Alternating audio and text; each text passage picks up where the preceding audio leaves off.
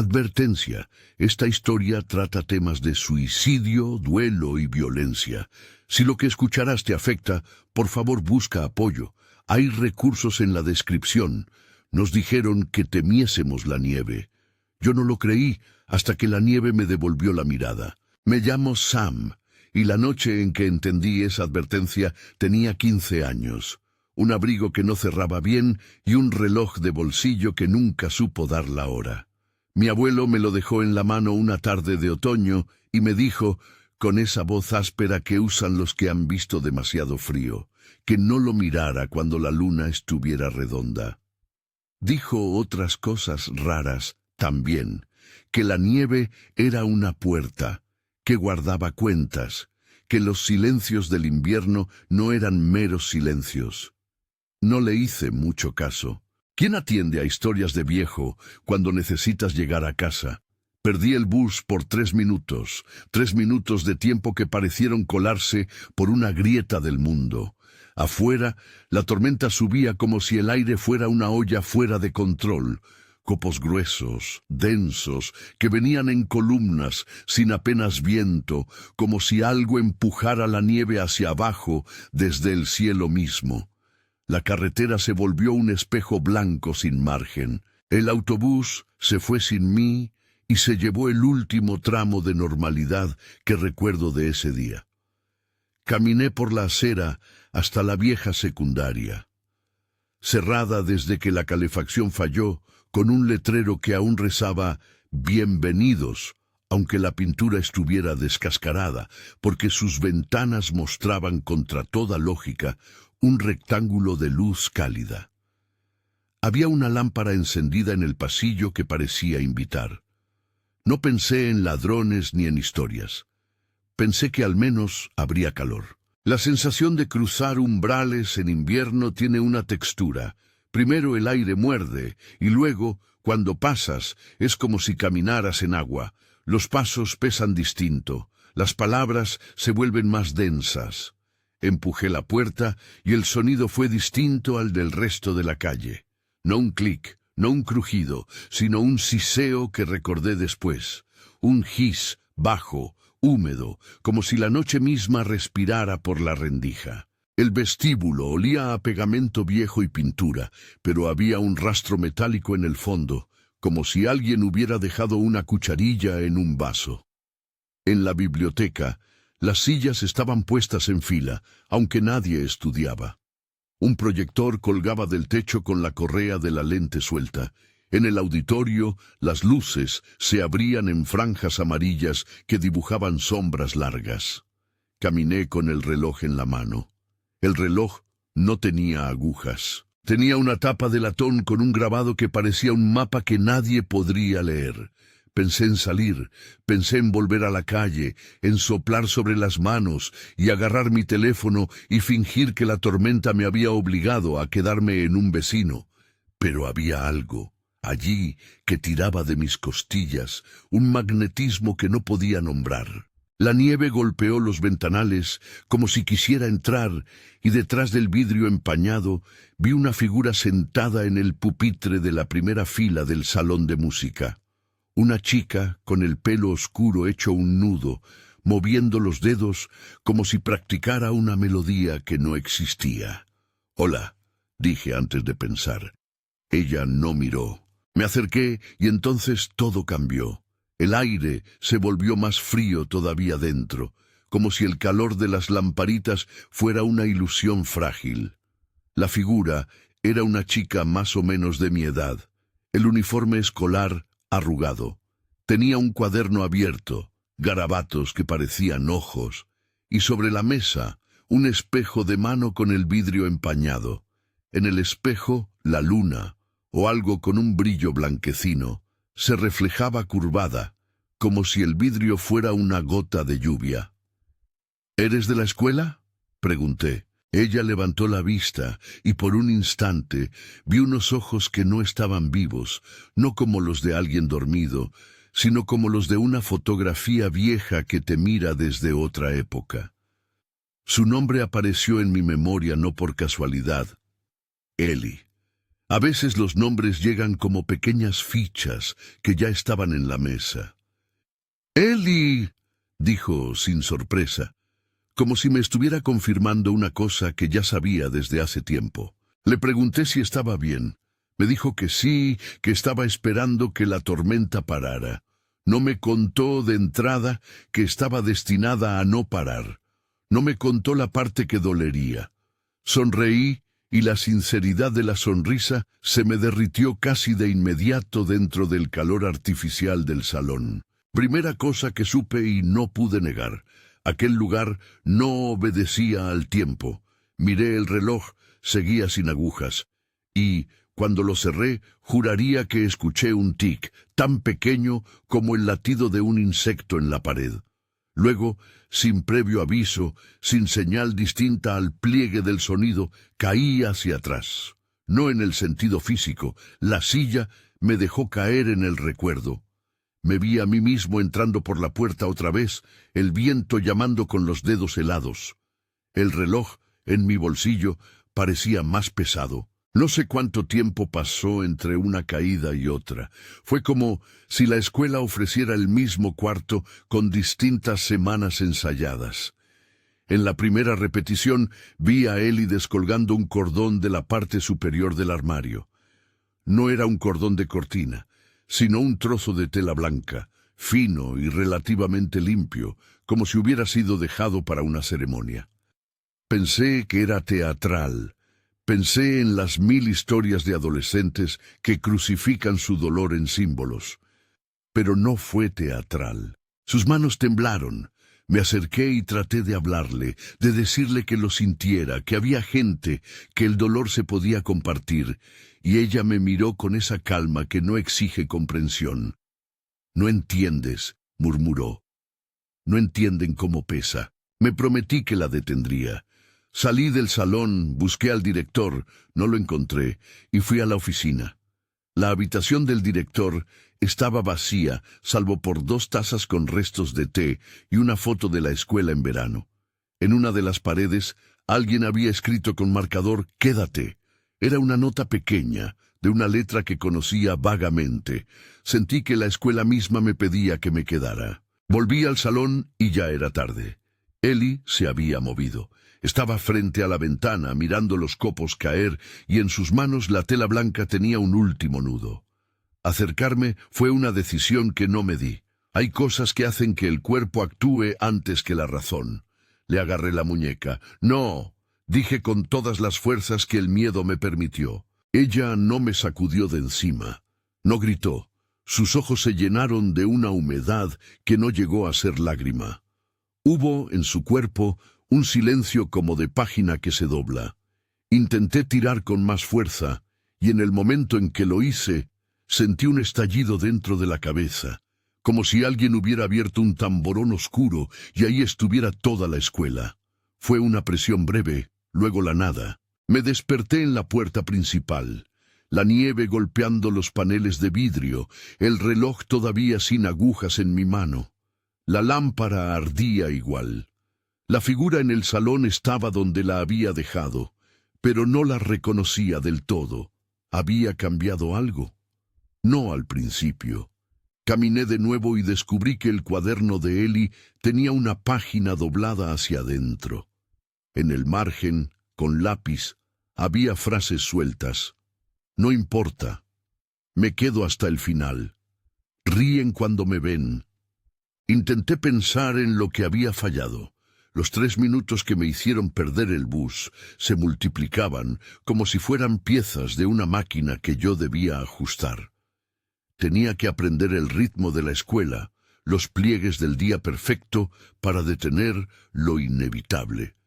Cada repetición traía una pequeña diferencia. Un lápiz en otra mesa, un nombre en la pizarra. El invierno movía cosas dentro del salón como manos invisibles. En la segunda repetición fui más directo. Me planté delante de Eli y antes de que pudiera agarrarse a la tela blanca, empecé a contar. Le dije cosas que nadie me había oído decir en voz alta, que la veía, que conocía sus marcas, que sabía que la gente a veces rompe sin querer y que romper no es una sentencia. Le hablé de mi abuelo y del reloj, de las tardes en que me enseñó a pasarlo entre los dedos y no sentir que el tiempo se iba. Le dije que me contara cómo dolía para poder sostener esa carga con ella, para repartir el peso. A medias, todo esto parecía más una promesa que una solución, pero prometí. Ella me miró con una calma terrible y, por un instante, pareció escuchar. Sus dedos aflojaron el nudo. Vi algo, una fisura. Creí que lo había logrado. Entonces la puerta del pasillo se abrió con un golpe y entraron 3 chicos, Wes y Dalton, nombres que retumbaban en los pasillos. Empezaron a burlarse, tiraron papeles al suelo, imitaron la forma en que ella andaba. La atmósfera cambió de inmediato. El aire se cargó de una electricidad que no era buena. Escuché risas que escupían giros de cuchillo. Mi decisión fue brutal y honesta. Me lancé entre ellos y empujé. No con demasiada fuerza, no para hacer daño real, pero lo suficiente para que se callaran. Les dije lo que un adolescente con miedo y rabia puede decir cuando algo es suyo. Déjenla. No me escucharon. Uno empujó y otro, burlón, gritó alguna grosería. Fue una pelea de niños, suficiente para llamar la atención. Alguien, no recuerdo quién, se llevó a Ellie hacia la puerta, la mandó ir a casa. Se la llevaron como una cosa frágil a quien había que sacar de escena. Por un momento, respiré y pensé que había funcionado. Pero esa noche, cuando regresé a casa, supe que algo no era correcto. La radio decía que un accidente había tenido lugar cerca de la zona industrial. Un autobús deslizado en la nieve. No pude evitar juntar 2 y 2. En la tercera repetición, la escuela era un teatro de sombras. A la hora que debería ser el recreo, el aula se llenó de ecos. Quise adelantarnos a todo. Llegué temprano. Me senté en el pupitre frente a ella y le dije que le robaría el enojo, que me lo llevaría a mí si fuera necesario. Le hablé de mi abuelo, otra vez, de los relojes que no marcan el tiempo, sino que lo recuerdan. Le dije que no tenía que cargar las burlas sola, que las palabras que la apilan como piedras no la definían. Ella me contó una vez más, sin buscar vergüenza ni consuelo, cómo los chicos le habían llamado fantasma desde 7º grado, cómo las notas anónimas aparecían en su casillero, cómo se sentía como si hubiese un vidrio invisible entre ella y la vida. Hizo una pausa y con la honestidad que solo poseen los que ya han decidido renunciar, dijo que quizás el mundo no sería tan distinto sin ella. No quiero reproducir sus palabras. Lo que diré es que no hubo teatralidad en su decir, solo un alivio grave, casi religioso, como quien cierra un libro que siempre ha dolido. Me senté con ella y le tomé ambas manos. Le dije que la escuchaba. Le dije que iríamos a la dirección, al consejero, a la señora Reeves, a quien fuera. Le prometí una cadena de pasos pequeños y feos, promesas de oficina, de papeles, de esperas. Le ofrecí la penumbra de la burocracia antes que la vastedad del silencio, y por un instante pareció que aceptaba. Vi la inclinación de su cabeza, la manera en que su respiración se hizo menos errática. Cuando la tensión se relaja, me dije a mí mismo, ahí va la puerta de salida. No funcionó. Porque la tormenta de afuera, esa nieve que dijeron que temiésemos, había modificado el teatro. Mientras hablábamos, la ventana se empañó por dentro y un dibujo apareció en el vaho. Líneas que se unían y formaban algo parecido a un árbol con raíces que buscaban dentro del suelo. La tela blanca en sus manos comenzó a moverse sin que ella la tocara, como si un viento interno la agitara. Hubo un siseo, el mismo que escuché al entrar, y la tela se tensó sobre algo que no pude ver. En la responsabilidad de un segundo, vi el rostro de Ellie cambiar. No de repente, no en una transformación grotesca, sino en una suavidad que parecía aligerarse, como si parte de su peso se disolviera en el aire. Me quedé paralizado, No supe si rezar o correr. Ella giró la cabeza y pronunció una sola palabra que me dejó frío: perdón, y volvió a desaparecer. Cuando la busqué, el pupitre estaba vacío, el espejo empañado, el reloj en mi bolsillo no tenía agujas, y sin embargo oí algo que no había oído antes, un latido bajo y mecánico, como un motor que ahora sí encontraba combustible. El bullicio del día se desató en los pasillos que se llenaron de pasos y risas que no pertenecían a la noche. Salí de la escuela con la sensación de haber quedado desajustado. En mis manos, el reloj daba un tic cada tanto, tímido, como si se limpiara de polvo viejo. La nieve me devolvía miradas desde las ventanas. A mi alrededor, los copos se asentaban como si fueran testigos. No puedo decir que la salvé. Puedo decir que me aferré a la idea de que lo intenté las veces que el lugar me lo permitió. Puedo decir que aprendí en esas repeticiones la música de la escuela y las pequeñas líneas del tiempo que hay que bruisear hasta hallar la rendija por donde cambiar algo. Hay cosas que durante esos intentos descubrí sobre Eli y sobre mí y sobre la escuela. Descubrí que los apagones del vestíbulo habían sido intencionales. Alguien había robado fusibles hace semanas, y que la calefacción vieja, la que tantas veces falló, había sido arreglada la misma tarde para que las clases pudieran retomar normalidad, como si alguien se preparara para un día que luego no iba a ocurrir. Descubrí en los garabatos del cuaderno de Eli no solo ojos, sino símbolos que no sé nombrar. Triángulos con un punto, un árbol al revés, con raíces que respiraban. Y aprendí a escuchar la forma en que la nieve golpeaba los cristales. No era un ritmo aleatorio, tenía compases. En la última vez que salí, me senté en el banco enfrente de la escuela y saqué el reloj. Lo abrí con dedos que aún temblaban. Había un compartimento pequeño donde mi abuelo había guardado, una vez, una nota que decía: si la nieve te mira, hazle una pregunta y escucha el silencio. Le hice la pregunta sin saber si funcionaría. ¿Por qué nos adviertes? No hubo respuesta audible, solo el viento que inventaba palabras al pasar por la esquina de la escuela. Pero después, ese tic que se había advertido antes volvió más insistente. Y por primera vez, al mirar la tapa grabada, noté una esquirla, una muesca en forma de luna. En el momento en que la luna y el tic se encontraron, una cosa diminuta ocurrió. En mi muñeca, justo donde mi abuelo solía poner la mano, sentí, con una precisión que me caló hasta la médula, que alguien, en algún lugar de la escuela, respiraba por fin. No sé si era alivio o el comienzo de otra cosa. Salí de allí con el reloj colgando del bolsillo y una sensación nueva. La nieve no era simplemente un manto que ocultaba cosas, era una superficie que, cuando se posaba, llamaba y buscaba. Era un espejo que no te reflejaba, sino te devolvía versiones posibles de ti, las que confiesas, las que reprimes, las que podrían existir si cambias una decisión. Regresé a casa con la promesa rotando en la garganta. Si se me daba otra oportunidad, haría algo más. Caminando de regreso, la ciudad se veía distinta. Los faroles dibujaban círculos de luz que apenas se alcanzaban a mostrar. La gente se apresuraba, con bufandas atadas hasta la nariz, miradas que no querían conectar.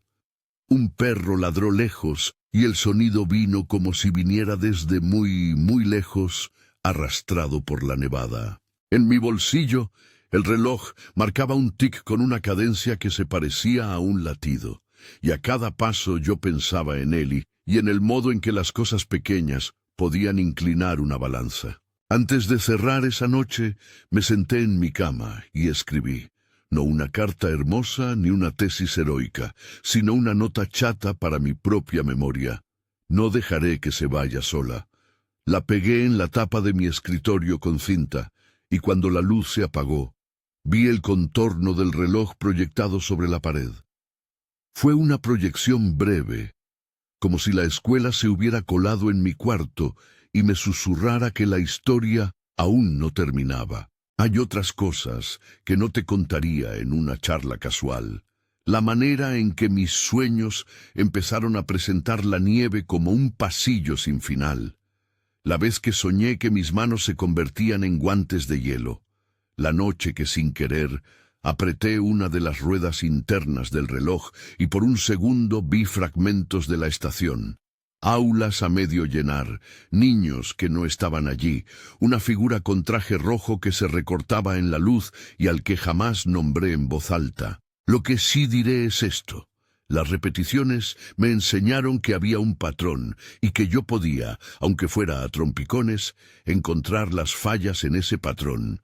Y sin saberlo, eso me preparó para ver la brújula oculta de la tormenta. Porque la nieve, que todos creíamos un limpio lienzo, era en realidad un registro, una hoja donde se anotaban olvidos, rencores y las preguntas sin responder. No puedo prometer que lo que viene después sea mejor. Solo puedo decir que la noche en que perdí el bus me dejó con una urgencia nueva. Entender por qué nos habían dicho que temiésemos la nieve. Me dejó el reloj, con un tic que a veces se equivocaba y otras acertaba, y una culpabilidad que me pegaba como la escarcha a las pestañas. Si te gusta este tipo de historias, suscríbete para no perder las que siguen. No prometo consuelo, pero sí más verdad. Quizá incómoda, quizá helada, pero honesta. La última imagen que tengo antes de entrar en lo que vendrá es la de la escuela desde la acera, la luz cálida, el vaho en el vidrio formando un árbol invertido, y al fondo, en el techo, un hut, un sonido redondo, hueco, como el de una lechuza pero más profundo, que se repetía a intervalos. Cada vez que resonaba, la nieve afuera parecía asentarse en un patrón diferente, como si alguien estuviera escribiendo con ella. Me quedé mirando hasta que sentí que el mundo me empujaba hacia adelante. Crucé la calle y la tormenta me envolvió otra vez. No fue un frío cualquier. Fue un frío que preguntaba y recogía respuestas. Caminé, y la ciudad se fue quedando atrás, sus luces desapareciendo como si alguien las estuviera borrando con una mano. El reloj en mi bolsillo emitía ese tic imperfecto y yo pensaba en la promesa pegada en mi escritorio, en las palabras que escribí. Al doblar la esquina vi algo que no esperé. Una figura pequeña, encorvada, envuelta en una bufanda roja demasiado grande, caminando contra la dirección del viento. No podía distinguir mucho. La nieve comía los contornos, pero había un brillo en las esquinas del capuchón, un brillo que no era de la lluvia ni de la luz de la calle. Me detuve. La figura se volvió. Por un instante que pareció detenido en película, reconocí una familiaridad que llevaba tatuada. Era alguien de la escuela. No era Eli, pero sus ojos tenían la misma falta de peso. Se sonrió con algo que no era alegría. Fue una sonrisa que parecía saludar a un viejo amigo y también decir adiós. Cerré los puños con tanta fuerza que la cadena del reloj se me clavó en la piel.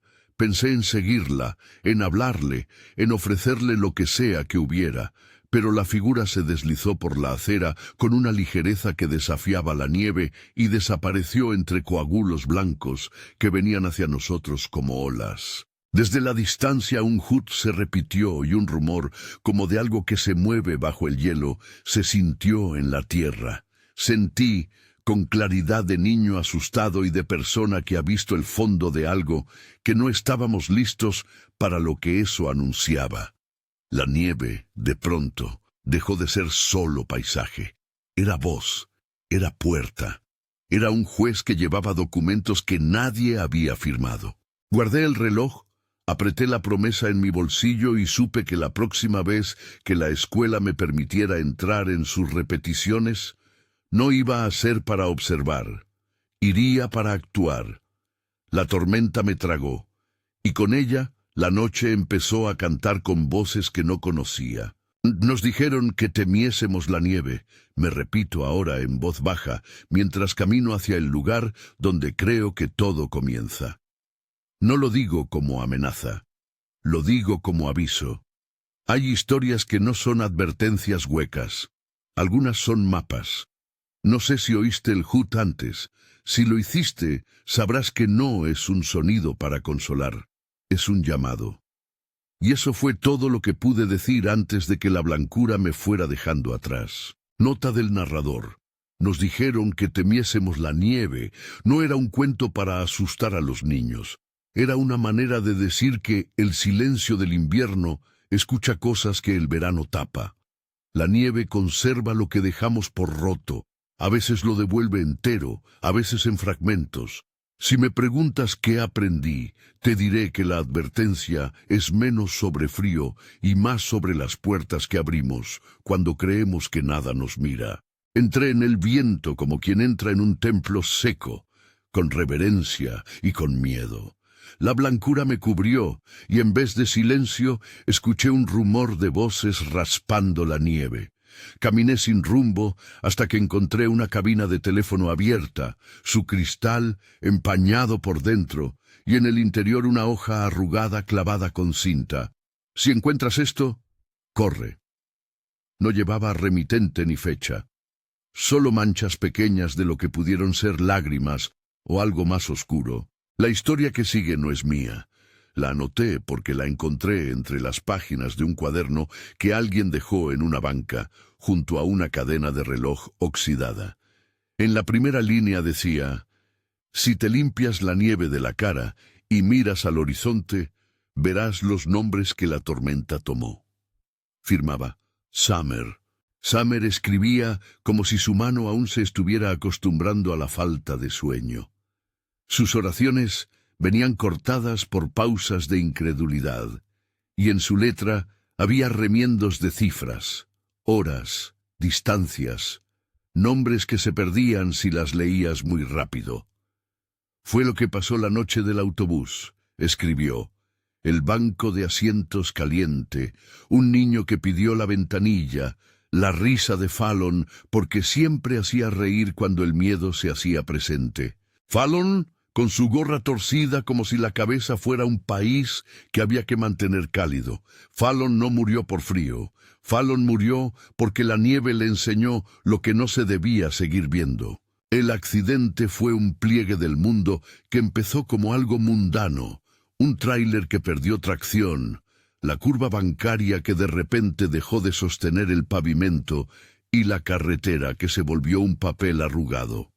Summer describía el sonido como algo que no había oído antes, un rompimiento lento, como si una voz gruesa rasgara el paisaje. Luego el autobús había quedado como una concha entre copos. No hubo rescate inmediato. La señal de teléfono se cortó en zonas y la comunidad se hizo isla. La gente vino caminando con linternas. Otros llegaron en vehículos que las bestias de la noche no dejarían continuar. Summer escribió sobre la primera madrugada, cuando la gente empezó a toser y a vomitar una niebla roja por la boca que olía a dulce y a metal. No era sangre, era algo que parecía intentar decir nombres al morir. Los primeros que toseron despertaron distintos. Caminaban con pasos cortos, las manos entrelazadas como si rezaran una canción que nadie escuchaba. Los ojos brillaban con un brillo demasiado puro, como si hubieran pasado por el brillo de una lámpara que no se apaga. Se lo contaron a la policía local, pero los policías eran pocos y la tormenta había cerrado las rutas. Se lo contaron a médicos que vinieron con bolsas gruesas y jeringas que olían a ácido. Algunos de los jóvenes comenzaron a decorar sus cuerpos con cosas de la nieve, trozos de hilo blanco, campanillas rotas, pequeñas coronas hechas de ramitas. Aparecieron templos improvisados en los garajes, una figura de trapo, con barba hecha de algodón, colocada sobre una mesa. Summer lo llamó el visitante de rojo, y aunque al principio nadie pudiera acordar sus facciones, pronto hubo alguien que empezó a referirse a él como Santa. No por bondad, por la manera en que pedía ofrendas, por la forma en que exigía una sonrisa. La conversión fue como una marea. Primero curiosidad, luego trabajo ritualizado, por último devoción que parecía arrancada de la carne. Los chicos que habían sobrevivido se volvieron más brillantes, con la piel que parecía absorber la luz y devolverla en ecos. Cantaban una lista de reglas que nadie había escrito, se saludaban tocando la frente con la palma y repetían «Nosotros guardamos el blanco», como quien repite una respuesta escolar hasta hacerlo propio. Summer la describió como una infección de voz. Cualquiera que la escuchara más de 2 veces cedía a sus pausas. Fallon fue de los primeros en no volver. No hubo una causa médica clara en sus últimas horas. Dijo en voz baja que había visto la puerta, que la nieve le había mostrado un cuarto con regalos perfectos y que dentro había alguien esperándolo con los ojos llenos de Navidad. Esa fue la última vez que Summer lo vio reír, con la cara blanqueada por el viento y los dientes como pequeñas perlas. Después, Fallon se alejó una tarde con la chaqueta de parca y una linterna. Encontraron su gorra al borde del pantano, con trozos de musgo pegados, como si alguien la hubiera usado para limpiar las huellas. Los que quedaron empezaron a llegar a la plaza y a construir un altar. Los adultos intentaban hablar con ellos. Los adolescentes los miraban con ternura desmemoriada. Cuando el visitante de rojo apareció por primera vez, no lo hizo con pasos. Se recargó en la ventisca, como si la nieve le hubiera rendido un asiento. Tenía un traje que absorbía la luz de las linternas y le devolvía colores extraños, como si alguien hubiera puesto un filtro viejo sobre el mundo. Su barba no era de algodón, sino de algo que parecía niebla sólida, y su voz, cuando habló, no parecía salir de su boca, sino del centro de la nevada. «Traed lo que améis», dijo, y la gente empezó a dejar cosas en la mesa, fotografías, relojes, cartas que olían a lavanda. «Compartid la culpa», añadió, y entonces la gente empezó a confesar pecados que no tenían nombre, a sacar rabias que se habían guardado como monedas oxidadas. La conversión no pedía sangre, pedía relato.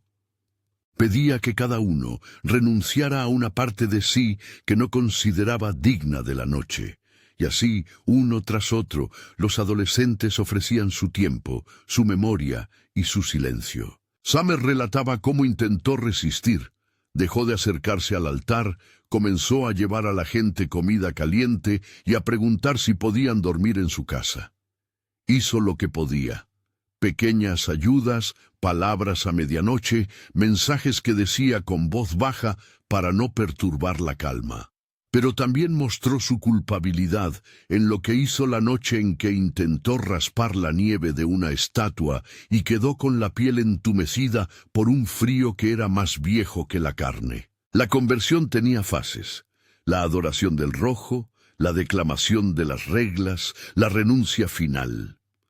Los que renunciaban, según escribió Summer, se iban en grupos hacia el bosque y nunca regresaban. Hubo un lugar donde la conversión se volvió aparatosa, la antigua clínica del pueblo, la que cerró cuando se recortaron presupuestos. Un señor con bata y manos sudorosas llegó en una camioneta y creó un refugio con frazadas, jeringas y luces. Dijo que venía con intención de ayudar, aunque algunos lo llamaron el señor de la clínica. Empezó a medir temperaturas, a enajenar palabras, a poner sondas que olían a metal. Hablaba de normalizar a los chicos, de reponer memorias con pequeños choques eléctricos. Summer se acercó una vez y vio a Wes a través del visor de la puerta. Su piel, en la penumbra, parecía translúcida. Sus ojos eran placas polidas. Wes la miró, y por un instante ella creyó ver allí a Fallon, no reconciliado ni muerto, sino convertido en espejo. No voy a escribir aquí instrucciones ni diagnósticos. Summer lo dejó claro en su nota. Aquello no es medicina. Era un rito disfrazado de estudio, y el visitante de rojo, que alguna vez fue una figura de trapo, empezó a aparecer en fotografías que la gente encontraba colgadas en la pared de la iglesia. Manos conduciendo, caras sonriendo con la calma de los que se van a dormir por última vez. A veces la figura no tenía rostro, otras, su cara era un mapa de lunas. El clímax de la entrada de Summer sucede en una noche en la que la nevada era tan densa que las luces del pueblo vibraban como si alguien tocara una campana bajo el agua. Summer describió que el altar ardió con una llama limpia, una luz azul que no hacía humo.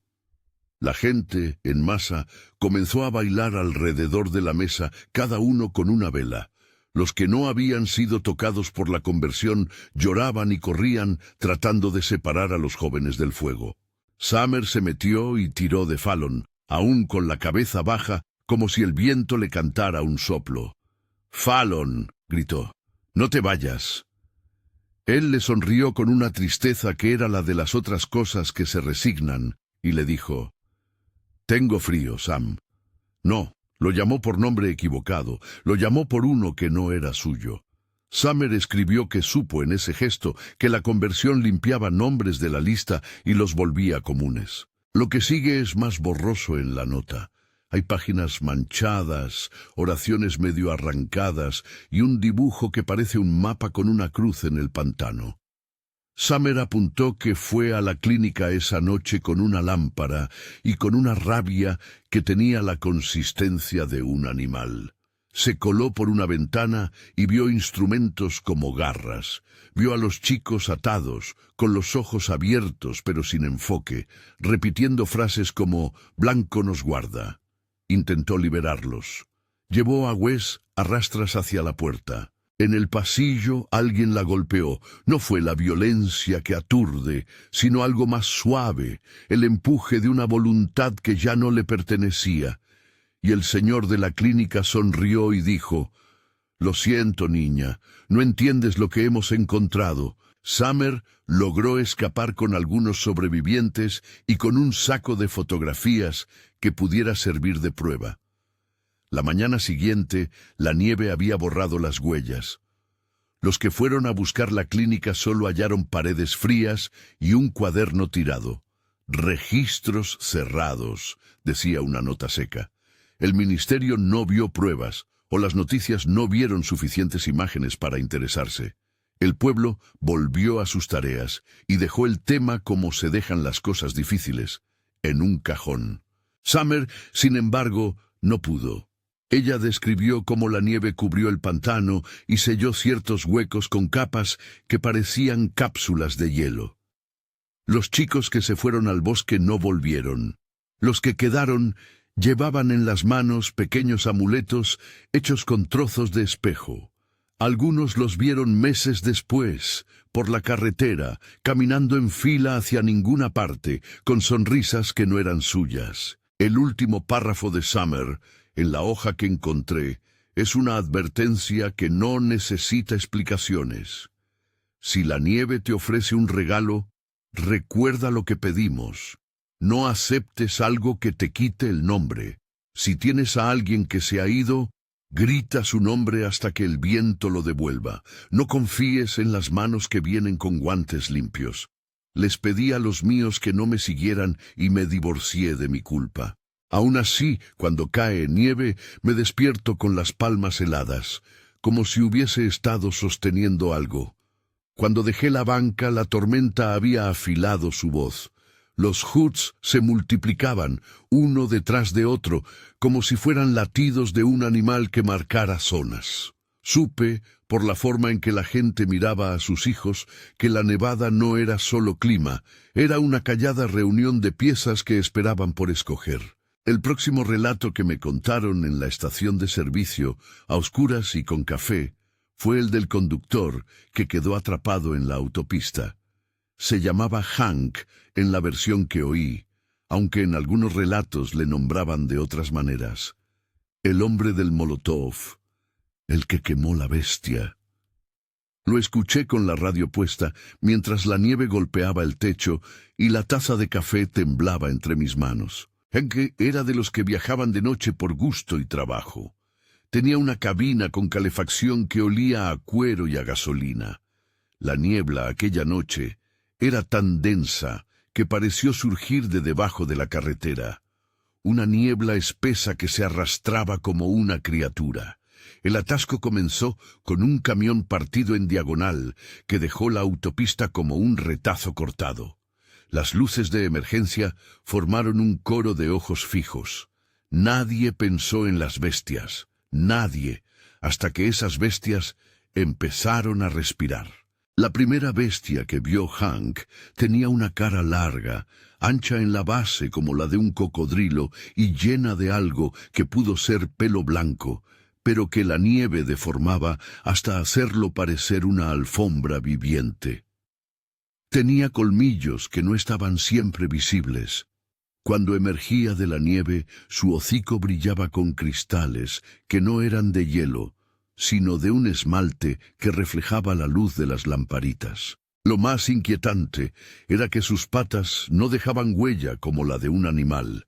Dejaban círculos hundidos que luego se rellenaban con pequeños remolinos de nevazón. Se movían con lentitud y precisión, como si supieran que el tiempo de los que les miraban estaba sujeto a préstamos. Hank intentó arrancar el coche, como la mayoría. La radio murmuró noticias de bloqueos y de un camión que había perdido control en el kilómetro 73. Luego escuchó un golpe seco y metálico. Alguien había abierto la puerta de una camioneta a su lado. Una mujer asomó la cabeza con una mueca y una de las bestias, con un impulso oscuro, metió su hocico y arrancó la puerta como quien abre una lata. Gritos, el sonido de metal. La gente corrió a la banquina, pero la nieve no permitía un paso firme. Los que saltaron fueron reducidos. Hubo manos que crecían de la nieve, manos hechas de cardenal frío que sujetaban muñecas. Hank no era heroico por elección, lo era por instinto. Recordó dos cosas de su padre: cómo colgaba las llaves y cómo, cuando el peligro se presentaba, respiraba de manera muy decisiva. Reunió gasolina en una lata, prendió una botella, la cubrió con trapos. No quería ser un héroe, quería un camino libre. Lanzó el cóctel y la llama saltó. El animal aulló una nota que no parecía de ningún oído humano, un hut afinado que resonó en la autopista. La bestia saltó hacia la luz, y por un tiempo que al hombre le pareció eterno, la oscuridad se abrió.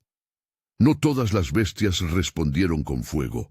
Algunas se escondieron, otras salieron en manadas, otras parecían aprender el olor del temor y se acercaban con cautela como investigadores.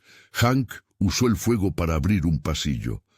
Alcanzó a dos personas, jóvenes que lo miraban con gratitud más que con sorpresa.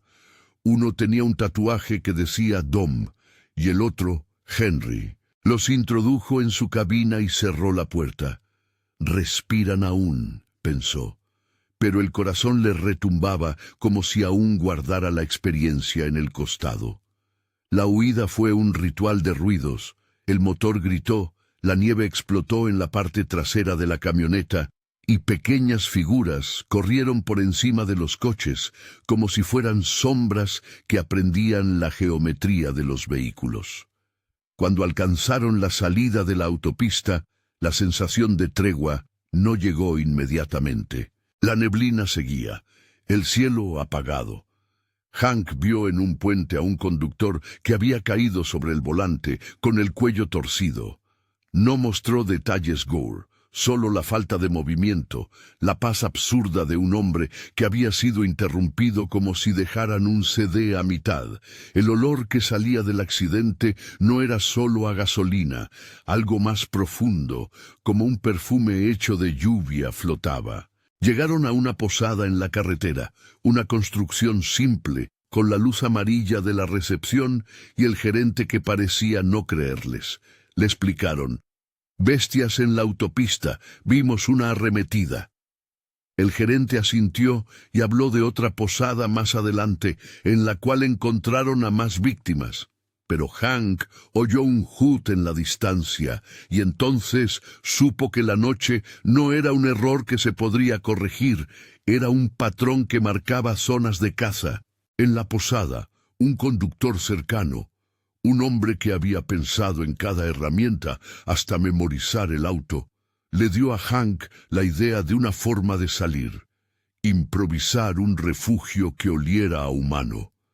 Encendieron radios con voces, dejaron luces brillantes en las ventanas, pusieron mantas en el suelo que olían a especias humanas.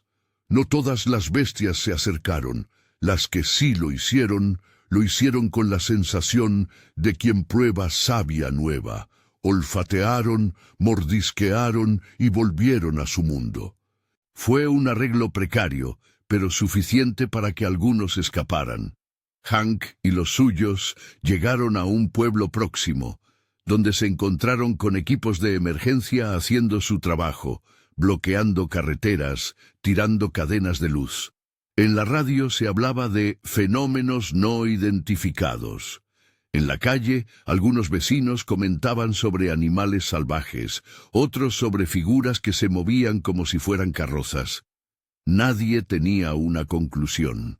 El final de la historia de Hank no es un final cómodo.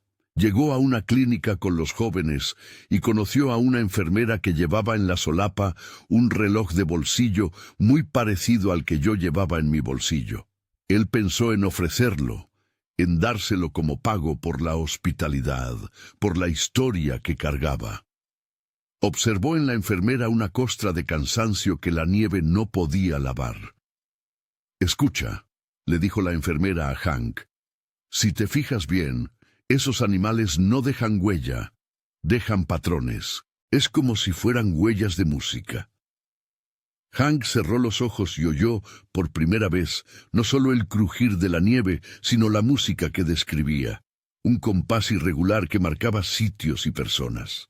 En su bolsillo, la botella de Molotov vacía tenía un poco de hollín que olía a vida. Hank se quedó con una imagen, la del hoot que se alargaba por la madrugada, como si el mundo llamara para recordar deudas.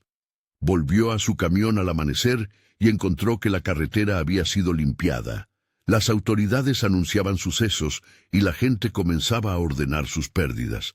Pero el hombre que yo oí no dejó de cortarse el pelo de modo distinto, ni dejó de mirar a cada intersección con un cuidado nuevo. Había visto el brillo de los ojos blancos y sabía, en su cuerpo, que la nieve no solo borraba huellas, las guardaba, y que algunas huellas, al ser recogidas, se convertían en mapas. La historia de la autopista coronó un patrón en mi cabeza.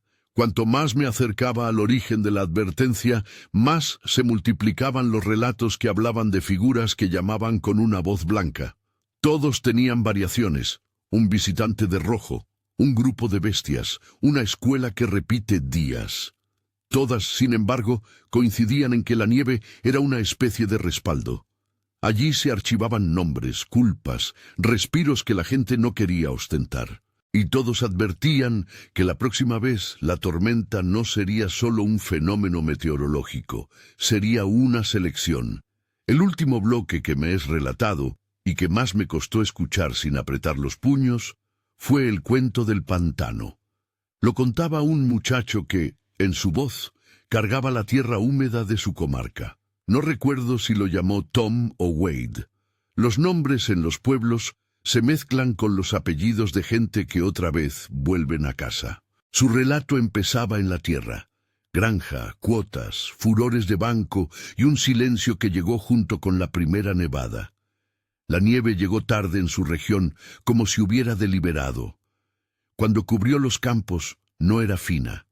Era una costra que selló poros, puertas y cercas. La granja se llenó de rincones donde se podía oír la respiración del suelo. Su padre se negó a vender a la ciudad y su madre repetía oraciones antiguas que no tocaban lo divino sino lo práctico, que la leche se conservara y que la higuera no se dejara morir. Cuando los bancos llegaron con papeles, el muchacho fue a ver al banquero, un señor con guantes y sonrisa fácil, y recibió un panfleto de condonación que olía a compromiso y a burocracia. En la noche de la granja incendiada, la deuda se volvía calor. En su descripción, antes de que los eventos tomaran la forma de ritual, la nieve llamaba a los perdidos. Había un estanque en el fondo del campo, un pantano que la gente llamaba el Redrum por superstición casual. Era un sitio que no se tocaba, no se pescaría allí, no se harían hogueras. Había en la caverna del pantano una roca lisa sobre la que tallaban ofrendas. El joven descendió allí una vez con su hermano Fallon, quien no era el mismo Fallon del pueblo, con el autobús. Los nombres se repiten en los inviernos. Descendieron con linternas, con la intención de encontrar viejas flores de plástico que la familia dejaba años atrás. En lo profundo encontraron una cueva con tallas que representaban manos clavadas en troncos, una deidad que no era humana, sino un matiz de la orilla. El joven comenzó a tener visiones, voces antiguas que lo llamaban por el nombre de la tierra, un rumor como de muchas monedas que se amontonaban. En la visión, el dios del pantano tenía ojos de agua y una boca que respiraba lodo. Le habló una vez, con la voz de alguien que no pide, sino que negocia. La tierra está cansada. ¿Quién pagará por el frío? El muchacho, que necesitaba pagar la hipoteca, pensó en darle lo que su padre guardaba en la hucha. No fue dinero, fue otra cosa. La promesa de la sangre que la tierra necesita cuando es olvidada por los que la trabajan. «Danos justicia», murmuró la deidad. Y la petición vino con imágenes de graneros en llamas, de bancos que caen como piezas de cartón. El muchacho quería respuestas. Fue a la ciudad, habló con el sheriff Goodwin, un hombre de mirada impasible que no supo o no quiso dar ayuda. Habló con un banquero llamado Mr. Wade, quien ofreció opciones de refinanciación que parecían trampas. Mientras tanto, la granja quedó como pieza débil en un tablero, vecinos que compraban madera, contratos que se encerraban, y el chico, que por las noches sentía a su hermano Fallon hablar en sueños con una voz que no era suya. Decidió actuar. Plantó en el umbral una ofrenda, una rama, una cuerda, una moneda oxidada. La deidad respondió en la forma que entienden las cosas antiguas, no con gracias, sino con una mano que aprieta. El joven se sintió consumido por un calor que empezó en la piel y terminó en las entrañas. Vio a la familia llamar a buenos abogados y a representantes que llevaron cámaras de televisión.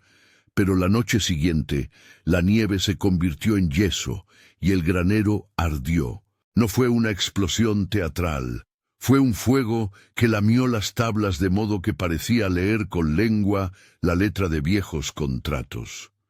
Los animales se soltaron, los tractores se derrumbaron, y el Banco del Pueblo envió a alguien con un maletín a tomar inventario. La venganza que tomó el muchacho no fue impersonal, fue ritual. Llevó al banco a la luz, entró con una máscara hecha de corteza y con una herramienta que nadie podría justificar, la dejó en la mesa del señor Wade y la prendió fuego. El banquero, confundido, gritó por un abogado, y la gente del barrio se abrió en dos bandos, los que aplaudían la quema del contenedor de papeles y los que llamaban a la policía. En la cueva del pantano, la deidad observaba con la paciencia de un mapa. «Has oído la verdad», dijo por dentro, y la verdad se expresó en voces de la cosecha. El fuego se tragó los papeles, y en el humo la gente vio formas de manos que subían. El clímax vino cuando las autoridades, incapaces de sostener una narrativa coherente, arrestaron al muchacho. Lo atraparon cuando quiso quemar el nombre del banco en el umbral. Lo apresaron en una camioneta con las manos envueltas en cadenas frías. En el juicio se habló de fuerzas de la naturaleza y de agotamiento emocional. El joven no fue juzgado únicamente por incendio. Fue juzgado por haber oído algo que no se ajustaba a la ley. La prensa lo llamó el incendiario del pantano, y la gente se dividió entre quienes lo reivindicaban como un Robin Hood y quienes lo señalaban como un peligro. Su final es una mezcla de testimonio y anhelo. En la cárcel tuvo acceso a pocos visitantes. Su voz, en la última carta que se filtró, decía: «No pedí fuego, pedí una solución». Terminó con una frase que, al leerla, me dejó la sensación de que la deidad del pantano no era ni benevolente ni cruel. Era una agencia antigua que recordaba que la tierra no es un banco. En su carta final, antes de que la corte lo enviara a un lugar que no era de mi interés contar, escribió: «Ahora sé por qué temíamos la nieve, porque cuando la nieve llega, la tierra recuerda». Terminado el relato del pantano, regresé al punto donde mi historia empezó: la escuela, el reloj y el hut que no cesa. Uniéndose a mis notas y las páginas que reuní, había una red de testimonios que hablaban de la misma cosa a través de distintas manifestaciones: la nieve como archivo, como puerta que abre repeticiones, como espejo que devuelve versiones propias. No eran historias separadas, sino capítulos de un mismo libro que la tormenta escribía en silencio. Caminé de vuelta hacia el borde del pueblo con cada relato en el bolsillo: la nota de Summer, la charla de Hank, la carta del muchacho del pantano. La nieve caía con voluntad, como si fuera agua que insistiera en llegar a un lugar. En mi memoria, las voces formaban un coro con la misma melodía. Nos dijeron que temiésemos la nieve. No era un lamento, era una advertencia antigua, curada en la garganta de aquellos que alguna vez supieron que las cosas que cubrimos vuelven. Había una última cosa que buscaba. La escuela seguía allí, la luz en el salón de música apagada, pero el auditorio guardaba un eco. Me senté en la acera y quité el reloj del bolsillo. Le di cuerda sin pensar en por qué la abría. Esta vez, cuando el tic fue un poco más fuerte, no sentí pánico.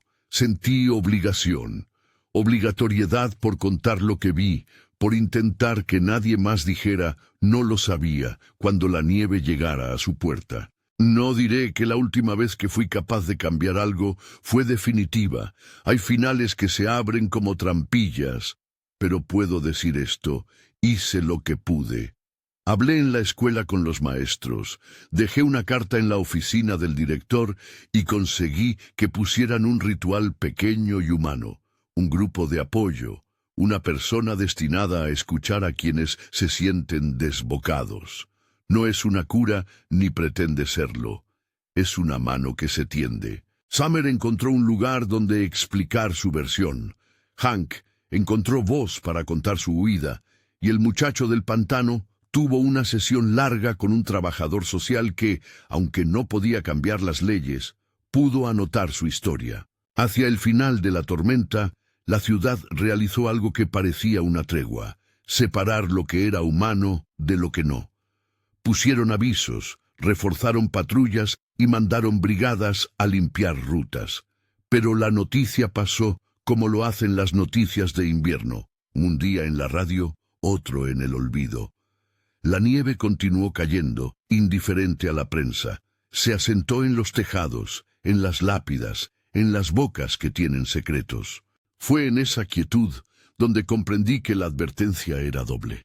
No solo que la nieve puede guardar y devolver lo que dejamos detrás, sino que nosotros mismos, con nuestras pequeñas crueldades, nuestras negligencias y nuestros silencios, alimentamos las puertas.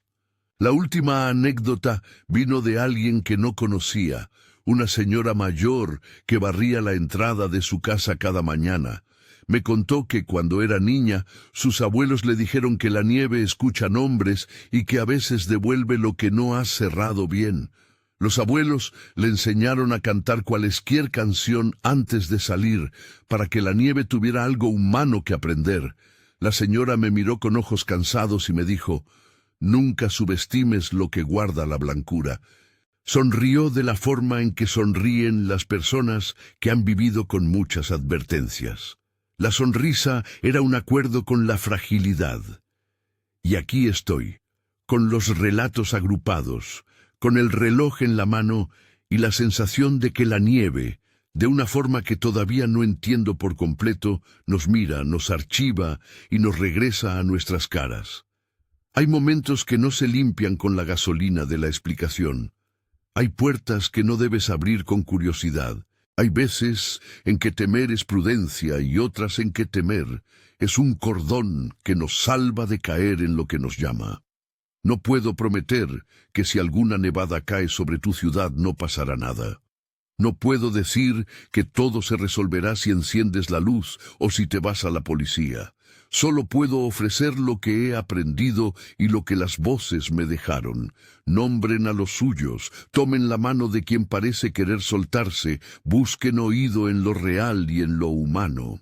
Si hay algo que une todos los relatos, es que la intervención no vino de la espectacularidad, sino de lo común. Un abrazo, un correo enviado, una llamada de madrugada. La tempestad hace lo suyo, oculta y muestra. Las historias también. Un amigo que había perdido a alguien por la conversión me dijo en una llamada: a veces la memoria es el único ungüento que tenemos. No sé si la nieve perdona, no sé si alguna vez lo hará, pero sé que cuando empieza a caer conviene tener cosas que sostener en la mano.